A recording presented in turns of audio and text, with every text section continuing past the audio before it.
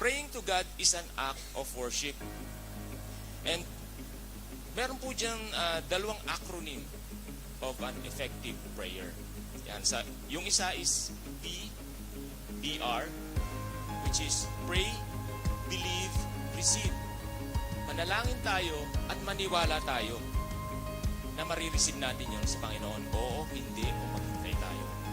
But sometimes others have a wrong prayer, which is PRB. They pray, they receive first before they believe, which is, it is a wrong act of prayer.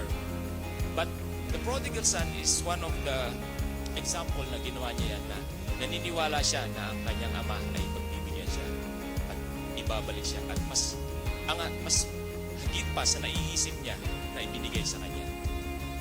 Meron siyang pananalig at magpapakumbaba. Hindi siya natawad sa Diyos. Sabi niya doon, nagkasala ako sa Diyos at sa iyo, Ama.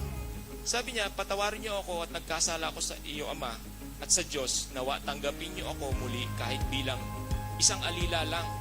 Pero tinanggap siya ng kanyang ama ng buong pagmamahal at biyayang bilang isang anak.